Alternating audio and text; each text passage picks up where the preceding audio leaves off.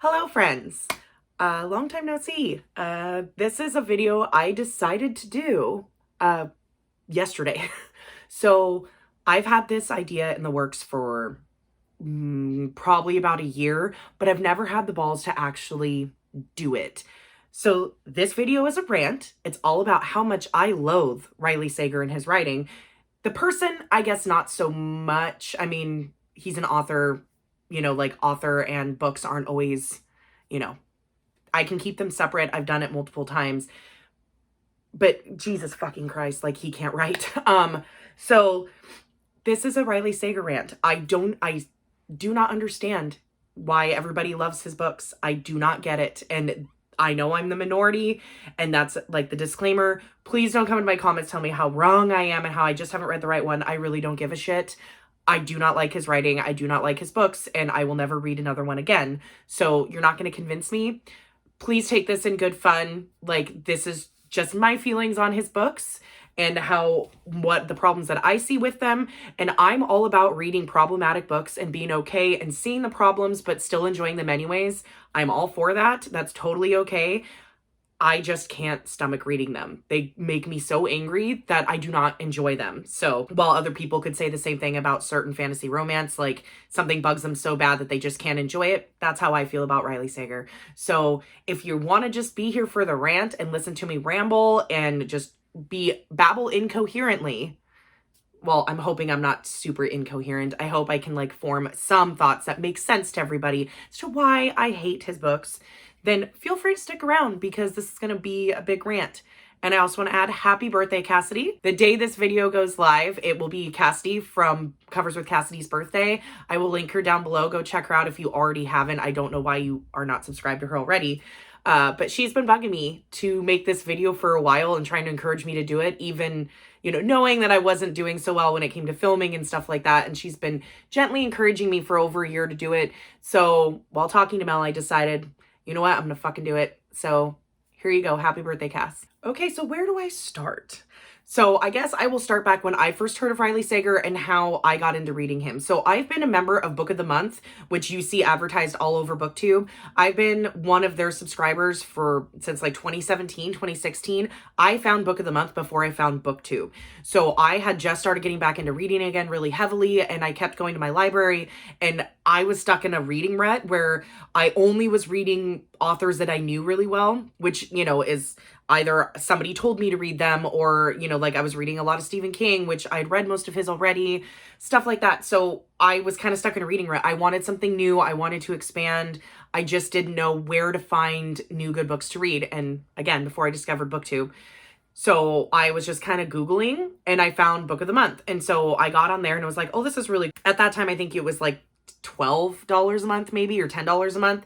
And you could pick one of the books. And like, I was like, okay, this is a way to like find new authors or find other books I love. And because of Book of the Month, I have found many authors and books that I absolutely adore that I would have never found otherwise. Seven Husbands of Evelyn Hugo. I read that before BookTube read it.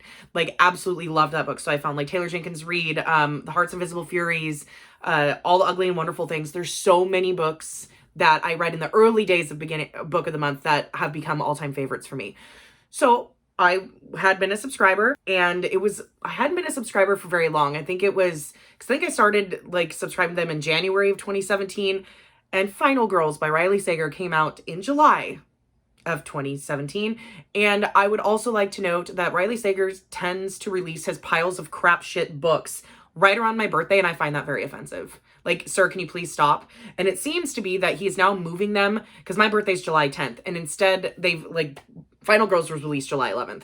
So instead of releasing them around my birthday, he is now moving them into June, which, thank fucking God. Like, they can be around other people's birthdays. Like, I don't want his shit books being released around my birthday. I find it offensive. So I was perusing Book of the Month, as you do, at the first of every month. And I love thrillers and horror. And when I first started getting into reading again, and right before I found BookTube, like, that's all I had really read most of my life was thrillers and horrors. Like, I've loved horror since I was a very small child. So for me, it was like, oh shit, like, okay, this is a thriller. Like, it's got the Final Girls trope. Like, oh, that sounds really cool. And so I made it my Book of the Month. And I was so excited to read it when I got here. I was all about it. And looking at my shelves now, I was like, my reading tastes have obviously changed and I have branched out. But then I was deep into my thriller era. So I was like, all right, so I get it. I start reading it. And I'll tell you what, I knew who the killer was on page 8. Page 8. That's how badly this man writes. Page 8. And I didn't know when I read Final Girls if this was a man or a woman. Riley is, what do they call that? Like an androgynous name. Like it could go for either sex. Like it doesn't really, anybody can be a Riley. It's not super feminine. It's not super masculine. It's just kind of in the middle. So I didn't know if he was male or female. And I now know that it's a pseudonym. And he picked the name Riley to appeal to more female readers, which would make sense because the man only writes female main characters, even though he has no idea. I firmly believe he's never met a woman in his life, the way he writes women. I'm damn near positive he has never interacted with a woman in his life. So I assumed pretty early on before I found out that this must be a man, because there's no way a woman would write another woman like this intentionally. For all of the books that I have read of his, which I've read the first 3, after that I couldn't do it anymore. And I know bits and pieces about the ones he's released since, from like Cassidy reading them or Mel reading them, like my friends reading them. And like one of the books I refused, I was like, I'm done reading them. And so Cassidy read it and I was like, give me all the spoilers. So she literally sent me pages of her rant of one of the books. So I do know bits and pieces. I don't know all. But the 3 books that I do know, we're going to kind of dive into why I hated them. Do I own the books? No. No, I sure don't. Because I yeeted them out of this house as fast as I fucking could once I was done reading them. I'm also not going to put covers on the screen because I assume if you're here, you know what books I am talking about. And I am not going to waste my time promoting him more than this video might gain him more readers, which I doubt because he's pretty fucking popular. But anyways, back to Final Girls. So I started reading it. And Final Girls, if you have lived under a rock and you have never read Riley Sager, Final Girls is about, I don't remember character names because it's been, like 6 years since I read this book. It's about a girl who is a final girl. A final girl is somebody who has survived like a mass murder. Think like Jamie Lee Curtis's character in Halloween, that kind of stuff, where they're in a bad situation. Everybody else in their group dies and they're the surviving female, which is a big horror movie stereotype. There's always a final girl who's left. It's never a dude. It's always a girl. So in this book, she is a final girl. There's a couple other final girls in the world that she knows of that there's 2 that have also survived major things, but they're not like friends. And our main character was out in the middle of the woods with her friends. They were in this cabin. They were college age. They were having a party, whatever. And somebody comes in, murders all of her friends. She manages to escape. She's the only one that survives.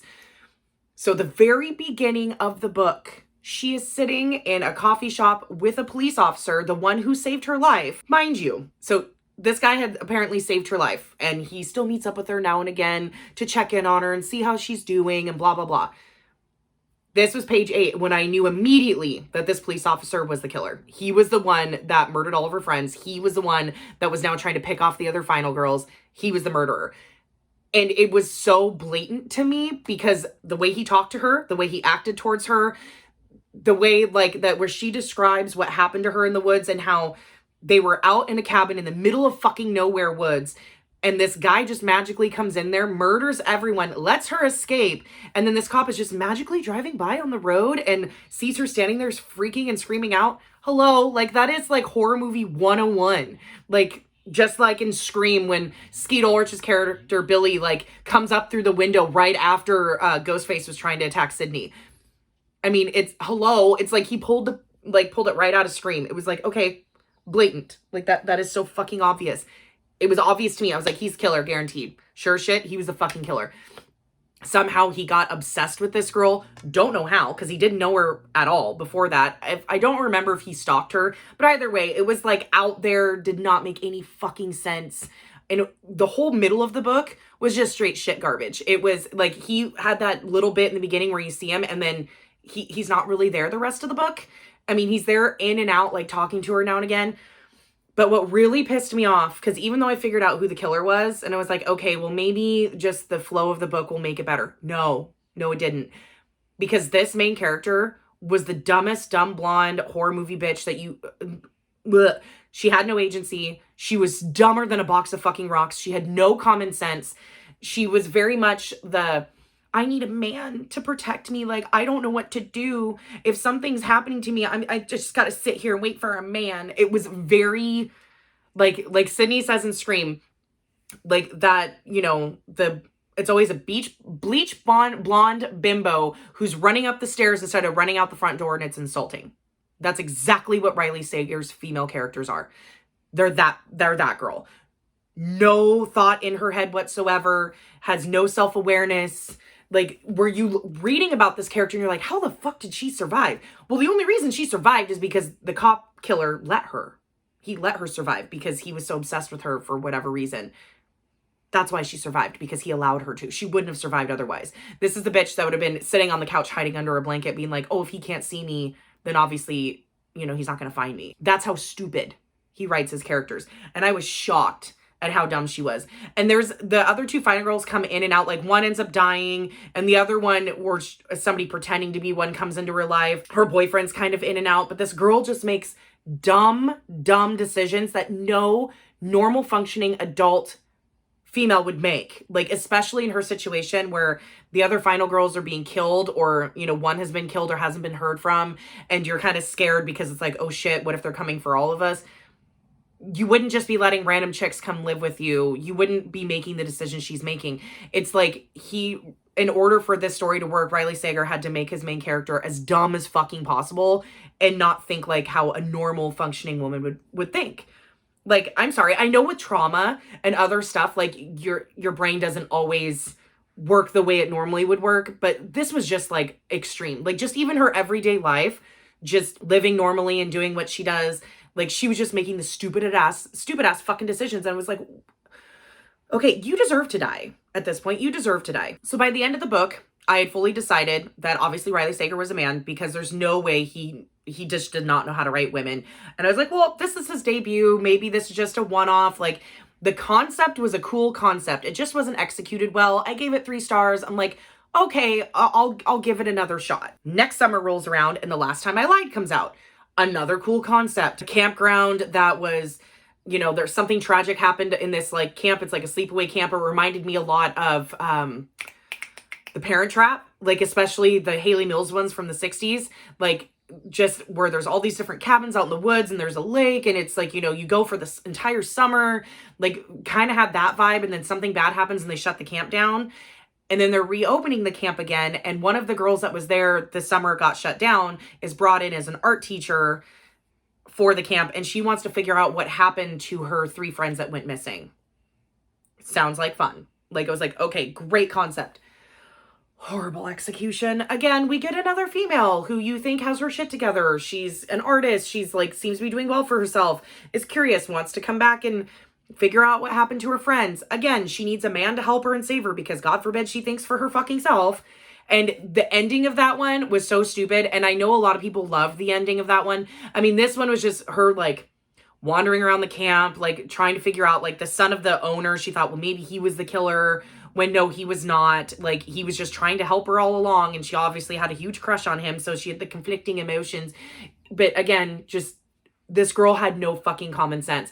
Even with her own memories, which her own memories clearly said what happened to a degree, and she still didn't get it. Turns out 2 of her friends are dead at the bottom of the lake, and the other one like drowned them and then left and is like living her best life somewhere else. And at the very end of the book comes to the main character's art show, and it was just like, oh, I'm still alive. And I don't even remember why she killed the other girls. It was some stupid bullshit teenage reason, if I remember right. Again, read this book 5 years ago. Don't remember all of it because I was just so pissed off, and I found myself bored and skimming a lot. That one got 2 stars. Again, can't write women to save his life. I was like, okay, 3rd time's the charm. 3rd time's the charm. We'll read Lock Every Door. When that came out in 2019, I was like, all right, we'll try this one. This has got an interesting premise.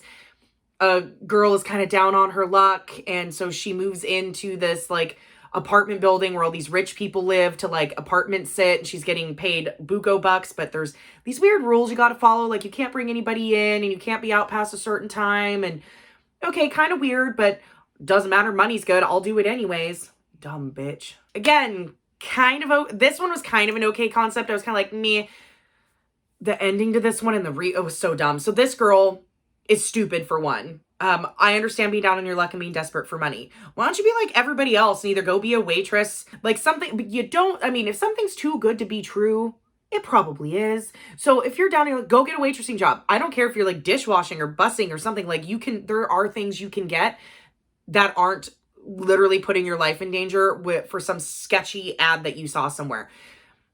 Living in a very high-rise, fancy-ass apartment for free. I mean, your room and board is paid. Like, they pay you a stupid amount of money, and all you have to do is follow these rules. Doesn't that seem a little sus? Like, a little weird? A little weird? Yeah. My brain immediately went, don't do that. That's not a good idea, but I guess there would be no book unless you were stupid enough to do it. So again, she's stupid enough to do it. Again, needs a man to help her. And the entire time, all it was that the old people living there were getting young people to stay there in that one apartment so they could harvest their organs to make them live longer. One of the most far-fetched, ridiculous fucking ideas I think I've ever heard in my life. And I'm sitting there going, okay, you know, getting, like, let's say you drank your liver out of to oblivion. Getting another liver, like, would be nice and help also. But do you know how hard it is to do organ transplant? Do you know, like, what that entails and how people wait on lists for years to try to find the right match? Because you can't just put anybody's liver or lung or intestine or anything in a body. It has to match or the body rejects it. So like just the science, like, and I wanted to be a nurse before I met my husband at age 19 and ended up popping out 2 kids and getting married and never saw my dream realized. I was obsessed with medical stuff. Like I took 2 human anatomy classes in high school and in college. Like I really, that was what I was going to do. Not that I'm an expert. I am not certified. That was 20 something years ago, but I know basics enough to be like, you know, I need a shirt that says, I'm a doctor because I watched Grey's Anatomy. It's kind of like that, where it's like, I know that if I know enough to know organ transplant is something that doesn't happen it happens all the time, but it's so hard to find the correct match and the right perfect match for somebody. So just getting these random people in there just to harvest their organs to make people live longer. I was like, no. And even if it was like, and I might be completely wrong because I skimmed the end and I might be remembering this incorrectly, but even if they were eating them, that doesn't make sense. Either eating organs isn't going to make you live longer, putting them in your body, like killing somebody and taking their organs to put them in, it doesn't happen that way. Unless there's some magical, you know, thing in the book that would make it be like, okay, this person can take anybody's and they're actually 200 years old. No. It's not how the human body works. It's not how science works. No, you're fucking stupid.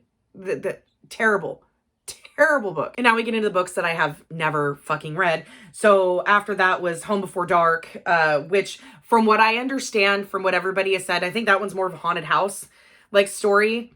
That is probably his best book. I still refuse to read it because I know there's a female main character and he can't write a female main character. So I'm not going to torture myself reading a book about a girl who has, or a woman, because these women are in their early 20s, who have no agency, cannot think for themselves, and always need a man to rescue them. That is not fun. That is not fun to me. Because even like the horror movies like Halloween or Texas Chainsaw Massacre, even Scream, like, those girls fought to be final girls. They didn't wait for somebody to save them. They fought their way out. They fought against the killers. They managed their own escape.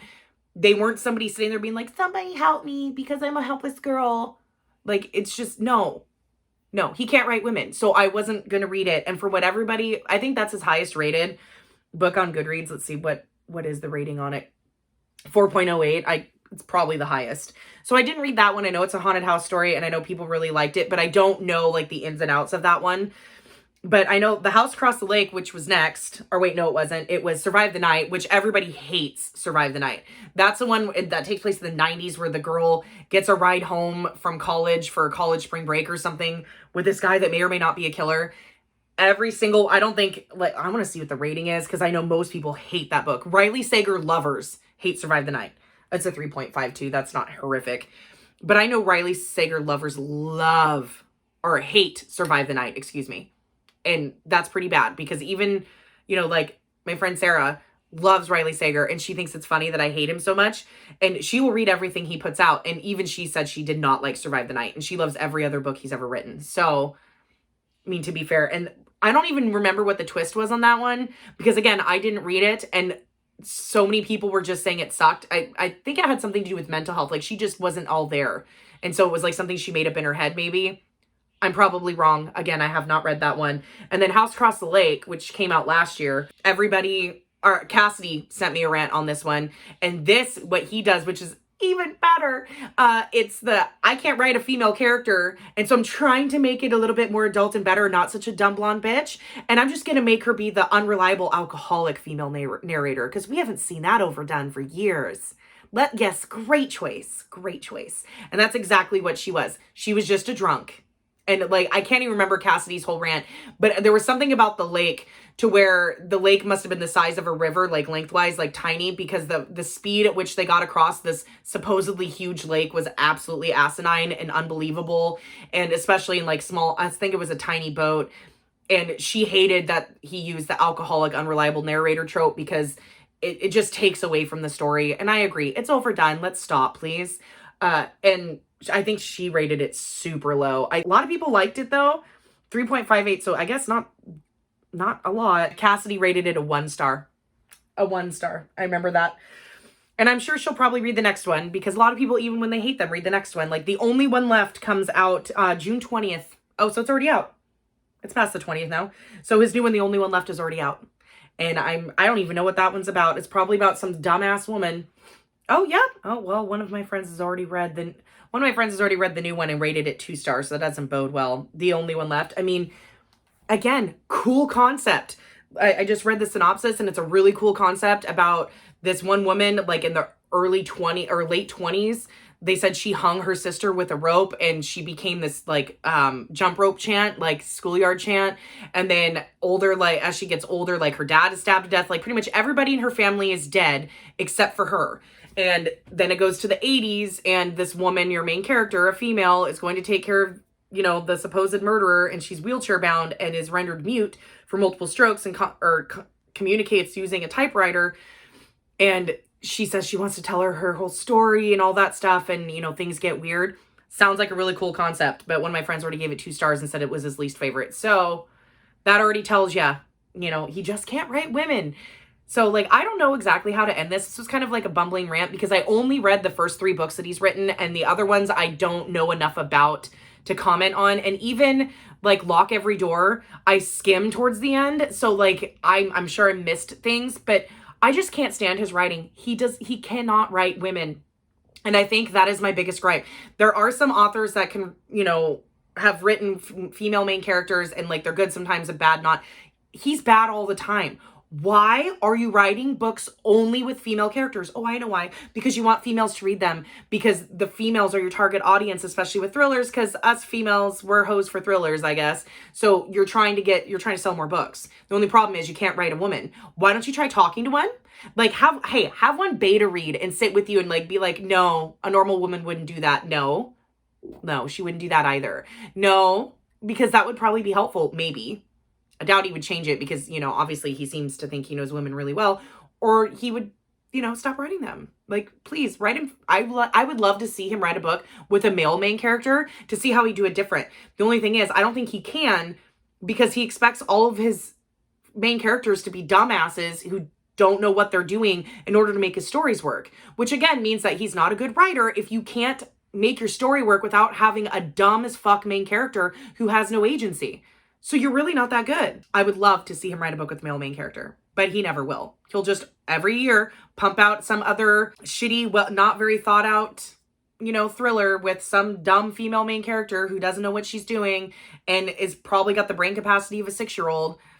And it's just sad because a lot of his ideas are good. They are just not executed well at all. And I know I'm the minority. I know people love him and they can suspend their disbelief and they can be like, oh, I know it's kind of trash, but I'm along for the ride and it's fun and whatever. And that's totally fair. Totally fair. I totally get that. I just can't with him. And it's just so weird how, sometimes just one little thing will just stick in your craw and you just can't let it go. This is when I can't let it go. And anytime anybody talks about, oh, I love him or recommend him, like, do not read from him. If you like strong female characters, do not read from him, because he does not write strong female characters. He writes weepy, woe is me, I can't function without a man female characters. And in this day and age, I don't care to read those. If I'm reading some historical text or, you know, like an old book. Shit, I was even thinking like Gone with the Wind. Gone with the Wind was written in what, the 30s, the 20s? And I've read that behemoth. I read it like 5-6 years ago. And even the main character, Scarlett, she does shit for herself. She has more agency than Riley Sager's characters. She got shit done. She took care of herself in the middle of a fucking war. And she was able to get shit done. And, you know, Riley Sager's, you know, modern day characters can't even wipe their ass without assistance. Like, I can't. I can't. I don't understand why you girlies love him. You know, more power to you. No hate or shade on the, like, things we love. Like, that's fine. I just can't stand the guy. I can't stand his writing. I can't stand his books. Thank you for coming to my TED Talk. Okay, guys, that's it. I'm sorry. Like, I'm sorry about my ranty rambles, but I wanted to make this video for a while because I needed to throw like all my thoughts out there, and I just don't understand why you guys love him so much. But everybody's free to love who they want. That's why I love reading so much. It's so subjective. Something I hate, you could love, or vice versa. And you know, that's what makes reading fun. And that's what makes BookTube fun, is that we can all discuss things and have different opinions and still be friends at the end of the day. Don't hate you if you love him. That's totally fine.